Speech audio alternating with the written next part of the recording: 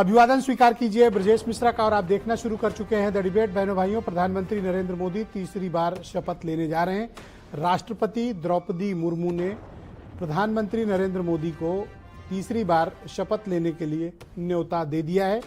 NDA के संसदीय दल की आज हुई बैठक में नरेंद्र मोदी को लीडर चुना गया है, उन्हें नेता चुना गया है और इस गठबंधन के पास बहुमत है, इसलिए उन्हें सरकार बनाने के लिए राष्ट्रपति ने आमंत्रित किया है।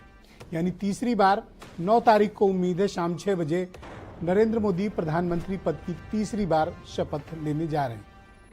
इन सब के बीच जब देश में नई सरकार का गठन होने जा रहा है तो उत्तर प्रदेश में क्या माहौल है और यहाँ क्यों हाहाकार मचा हुआ है, इस बारे में भी हम चर्चा करेंगे कि दिल्ली और लखनऊ यहाँ पर माहौल में क्या है और यहाँ की फिजा क्या कहती है, इस बारे में खुली चर्चा करेंगे। बहन भाइयों, तीसरी बार प्रधानमंत्री नरेंद्र मोदी उम्मीद है कि 9 जून को शाम 6 बजे शपथ लेंगे। पंडित नेहरू के बाद ये पहला अवसर है कि किसी को लगातार एक साथ 3 बार कार्यकाल का मौका मिल रहा है। ये भारतीय जनता पार्टी के लिए एक बड़ी उपलब्धि है, अचीवमेंट है और प्राइम मिनिस्टर मोदी के लिए भी। लेकिन बहनों भाइयों, भारतीय जनता पार्टी बहुमत से चूक गई। उसे 240 सीटें मिली, जो बहुमत से 22 सीटें कम है। लेकिन जिस गठबंधन का बीजेपी नेतृत्व कर रही थी, उस गठबंधन को बहुमत 290 से ज्यादा सीटें। आने वाले दिनों में उम्मीद है कि बीजेपी और सीटों का जुगाड़ कर लेगी तो उसके पास पर्याप्त बहुमत होगा। इस बहुमत ने क्या संदेश दिए हैं और अब जब तीसरी बार केंद्र में बीजेपी की सरकार बनने जा रही है, क्या जो कुछ भी जनादेश आया है उससे भारतीय जनता पार्टी ने कोई सबक लिया है, कोई सीख ली है और कुछ समझा है, या फिर बीजेपी जिस स्टाइल में मोदी 2.0 में काम कर रही थी उसी स्टाइल को आगे बढ़ाएगी, या सरकार को कुछ अपने सहयोगी दलों के कारण समझौते करने पड़ेंगे। बहन भाइयों, जिस तरह का जनादेश है, नीतीश कुमार और चंद्रबाबू नायडू की 2 बैसाखी पर ये सरकार को चलना पड़ेगा। तो जाहिर सी बात है कि कोई भी फैसला लेने से पहले इन दोनों की तरफ एक एक बार देखना पड़ेगा। बिना इनकी सहमति के बीजेपी खुद से कोई निर्णय कर नहीं पाएगी, और अगर करेगी भी तो ये पिछला वाला विपक्ष नहीं है जहां कांग्रेस के पास सिर्फ 44 सांसद थे। अभी 99 तो उनके अपने पास हैं और उनके अलाइंस पार्टनर के पास टोटल मिलाकर 233 सीटें, 233। यानी मुकाबला बड़ा जोरदार होने जा रहा है इस देश की लोकसभा में, और ये नज़ारा पिछले कार्यकाल के लोकसभा के मुकाबले बहुत अलग होगा। क्यों होगा?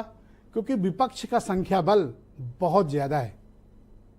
मतलब सिर्फ 40 ही 38 ही कम है, वरना वो भी सरकार में आते या उनके पास बहुमत होता, बीजेपी के पास नहीं होता। तो यानी मुकाबला बीजेपी के लिए आने वाला वक्त कोई बहुत आसान नहीं होगा। उसे हर मुद्दे पर चुनौतियां झेलनी पड़ेंगी और हर मुद्दे को, जिन पॉलिसीज को अब तक लागू करते हुए आए हैं, उन पॉलिसीज पर कंप्रोमाइज करना पड़ेगा और सरकार कंसेंसस पे चलानी पड़ेगी। कंसेंसस से मेरा तात्पर्य है कि सभी घटक दल पे, सभी सहयोगी दलों से तालमेल बिठाकर और उनके मुद्दों का और क्षेत्र में उनके एजेंडे का भी बीजेपी को ध्यान रखना पड़ेगा। जैसे चंद्रबाबू नायडू अपने इलाके में बहुत प्रॉमिसेस करके आए आंध्र प्रदेश में, तो भारत की सरकार को, केंद्र की सरकार को भी आंध्र प्रदेश ओरिएंटेड पॉलिटिक्स की पॉलिसीज बनानी पड़ेंगी। नीतीश कुमार पर बड़ा विशेष ध्यान रखना पड़ेगा। क्यों रखना पड़ेगा? नीतीश तो सबके हैं, बस यही एक बात है जहां पर बीजेपी को डाउट होता है उनके ऊपर। जो सबका है वो किसी का नहीं है। तो अब जेडीयू की प्रायोरिटी के हिसाब से केंद्र की सरकार को अपनी प्रायोरिटीज तय करनी पड़ेगी। ये 2 ही स्ट्रांग पिलर हैं जिन पर भारतीय जनता पार्टी की और प्रधानमंत्री नरेंद्र मोदी के तीसरे कार्यकाल पर की पूरी साख टिकी हुई है। साख मैं इसलिए कह रहा हूं बहनों भाइयों, क्योंकि विपक्ष बेहद ताकतवर होकर आया है। ये जनादेश ये कहता है कि विपक्ष ने, की जनता ने बीजेपी को सरकार बनाने के लिए तो कह दिया कि ठीक है बनाओ सरकार, लेकिन राइडर्स लगा दिए और ये कहा है कि इस कंसेंसस पे सरकार चलेगी। ये सरकार ओल्ड पॉलिसीज के हिसाब से नहीं चल सकती, इसमें उन सभी समावेशी राजनीति का, समावेशी नीतियों का आपको अवलोकन करना पड़ेगा और सबको साथ लेकर चलना पड़ेगा। ये जनादेश यही कहता है। ये तो हुई दिल्ली की बात। लखनऊ में हाहाकार मचा है। अब तक 5-7 बीजेपी के नेताओं के, पूर्व मंत्रियों के, हारे हुए लोकसभा प्रत्याशियों के बयान आ चुके हैं। कोई कह रहा है संविधान आरक्षण की वजह से भाग गए, कोई कह रहा है पिछड़ा चला गया, कोई कह रहा है शेड्यूल कास्ट चला गया है, कोई तो कह रहा है शेड्यूल ट्राइब तो हमें मिला ही नहीं, कोई कह रहा है ठाकुर भाग गया, कोई कह रहा है कि ब्राह्मणों ने वोट नहीं दिया। तो ये बीजेपी को इतने वोट मिले फिर कहाँ से? अगर सब इनसे चले गए तो इनको वोट किसने दिया है? इस पर भी बात होनी चाहिए। लेकिन आज लखनऊ में 2 दिलचस्प नज़ारे थे। उत्तर प्रदेश हारकर भी भारतीय जनता पार्टी के हेडक्वार्टर पे पटाखे दागे जा रहे थे। आज उत्सव मनाया जा रहा था, ढोल नगाड़े पे डांस हो रहा था। आपके मन में सवाल होगा कि हारकर भी क्यों? दिल्ली में सरकार बनी है इसलिए। दूसरी तरफ आज कांग्रेस के हेडक्वार्टर में कम से कम 1 घंटा पटाखे फूटे हैं और नारेबाजी हुई है, सिर्फ 6 सीट जीतकर नहीं। आज उनके प्रदेश अध्यक्ष आए थे जिन्होंने मोदी जी का मार्जिन कम कर दिया। तो आप ये सोच रहे होंगे कोई हारकर भी नगाड़े बजा रहा है और कोई सरकार नहीं बना पाया फिर भी नाच रहा है, पटाखे बजा रहा है। बहन भाइयों, यही इंडियन डेमोक्रेसी की खूबसूरती है। इसी को कहते हैं जनता, इसी को कहते हैं जनता का विजडम। हारे दोनों हैं लेकिन खुश भी दोनों हैं। क्यों? वो कहते हैं तुमको ठीक कर दिया, वो कह रहे हैं तुम्हें ठीक कर दिया। असली बात यह है कि जनता ने दोनों को ठीक कर दिया है। कुछ बयान सुनिए, फिर आज की डिबेट को आगे बढ़ाएंगे।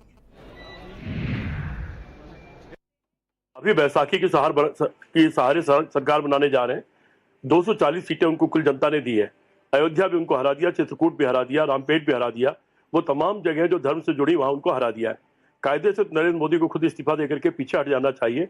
उनको सरकार बनाने का दावा नहीं करना चाहिए। जो सरकार बनते दिख रहा है उसमें कहीं ना कहीं पेच फंसा दिख रहा है, क्योंकि हर आदमी की अपनी मुद्दे हैं, हर आदमी की अपनी महत्वाकांक्षाएं हैं। तो मैं नहीं समझता कि एनडीए परिवार बड़ी स्थिर सरकार देने का काम करेगा। विपक्ष ने तरह तरह के प्रलोभन दिए, तरह तरह की अफवाहें फैलाने का प्रयास किया, हर प्रकार के प्रयास किए, लेकिन फिर भी देश की जनता ने तीसरी बार मोदी सरकार बनाने का काम किया।